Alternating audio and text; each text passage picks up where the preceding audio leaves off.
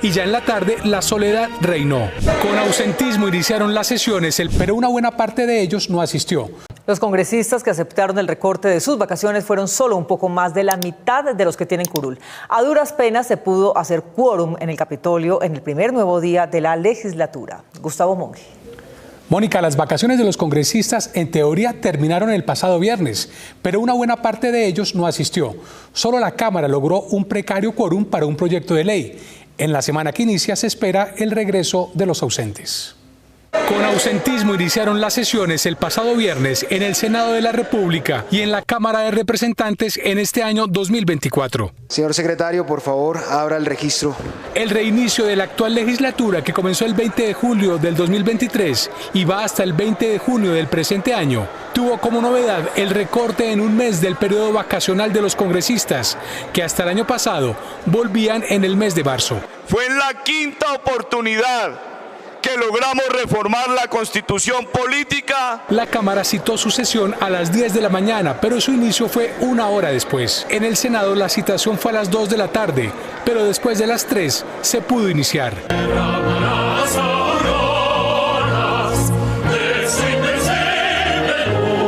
La asistencia apenas dio para quórum en la Cámara Alta y ya en la tarde la soledad reinó. Reina la calma del Senado de la República. Sobre las 5 de la tarde las curules estaban desiertas. En Cámara, entre tanto, pese a la baja asistencia, se logró aprobar en segundo debate un proyecto de ley que reconoce como sujetos de especial protección constitucional a las personas con sospecha o que padecen cáncer. Este semestre se nos viene mucho más intenso, mucho más largo, pues empezamos el 16 de febrero, un mes adicional para votar leyes ordinarias, para hacer debates de control político. En el Senado se aprobó debate de moción de censura a la exministra del Deporte Astrid Viviana Rodríguez, que se agendó para el miércoles 21 de febrero, a pesar de que la funcionaria ya no está en el cargo. En Cámara, la moción de censura agendada está prevista para el 29 de febrero al ministro de Salud Guillermo Alfonso Jaramillo, que parece no se hará efectiva. Incluso si no prosperara, nos parece que es importante dejar la constancia histórica de que hubo sectores del Congreso de Colombia que consideraban que el señor Jaramillo representa una amenaza. En la Cámara advierten que se adelantarán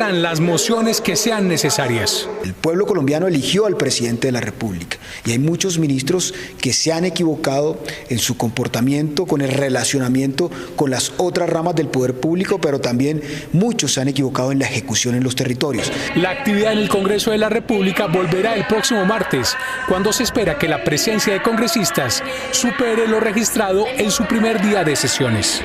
Entrevistamos al abogado defensor del presidente Petro ante el Consejo Nacional Electoral CNE. Julio César Ortiz considera que la inspección de la Fiscalía a las instalaciones del sindicato FECODE constituyen un exabrupto jurídico.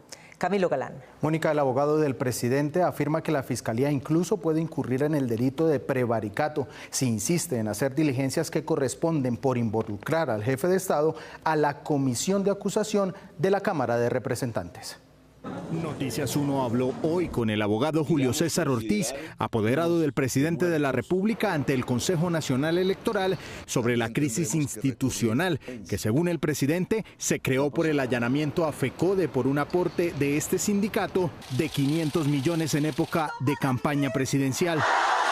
El defensor del presidente afirmó que el allanamiento de la Fiscalía no tiene que ver con el proceso que se sigue en el Consejo Electoral sobre topes de gastos en campaña. Nos parece que ciertamente ese hecho ha generado profundas contradicciones y confusión en todo el país, animando a los adversarios del gobierno a pronunciarse de manera extraña la institucionalidad. Para el apoderado del presidente Julio César Ortiz es un desatino, toda vez que promovió esta inspección sin tener competencia para investigar al presidente. Que la Fiscalía General de la Nación está incurriendo en una serie de despropósitos al promocionar esta diligencia que evidentemente puede corresponder a alguna investigación penal de aforados. Y calificó como despropósito jurídico que se diga que un partido político no puede recibir donaciones. Considerar, antes de que el Consejo Electoral defina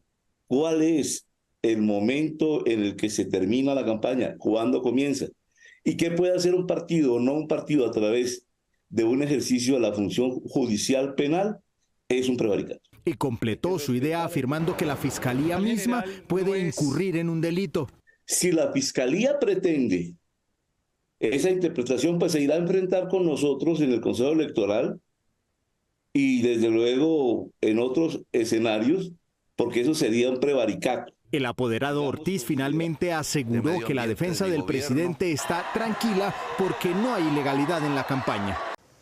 Luego de 6 meses de jugaditas, ausencias y debates acalorados, voceros de la oposición y del gobierno dicen estar dispuestos a tramitar las reformas que impulsa el gobierno mediante la discusión y los argumentos. Gustavo Monge. Mónica, voceros de casi todos los partidos que rechazaron con ausencias o mociones las reformas del gobierno dicen estar ahora dispuestos a discutir los temas, pero le piden al gobierno y su bancada que organice mejor tanto las propuestas como los debates. Concertar, ese es el consejo que le dieron representantes a la Cámara de diferentes bancadas al gobierno nacional antes de terminar el año 2023 para este 2024. Consensos. Y de esa forma alcanzar la aprobación de sus reformas sociales. El gobierno no puede llegar acá a recetarle las reformas al Congreso de la República. Si socializan las reformas, que si llegan más consensuadas, más concertadas, seguramente va a tener un trámite más expedito. La oposición se queja de la falta de tiempo para debatir de manera amplia en los debates. En que podamos dar unos debates serios, argumentativos, técnicos, que se pueda lograr esa verdadera mesa de diálogo que tanto ha hablado el gobierno. Le critican, eso sí, a quienes solicitan concertar, que acudieron a todas las formas posibles para entorpecer el debate, como por ejemplo romper el quórum. A debatir y a votar si está de acuerdo o no está de acuerdo. Eso de decir 3, 4 cosas y salirse en la votación corriendo, creo que eso no es bueno para la democracia colombiana. La oposición advierte que a pesar del avance en la reforma a la salud y el inicio de la votación de la reforma laboral, hay lecciones que el gobierno debe corregir. La sola reforma a la salud fueron 10 meses de discusión, que no había una agenda legislativa concertada. Entonces esperamos que el gobierno haga la suficiente socialización de ellos y también permita que puedan haber consenso para poder llegar a acuerdos no solamente con los congresos de la República, sino también con las comunidades. En sectores afines al gobierno consideran que la discusión debe tardar el tiempo que sea necesario. Por ejemplo, en la reforma laboral, de la cual ya se aprobaron 16 artículos, la discusión debe hacerse sin afán.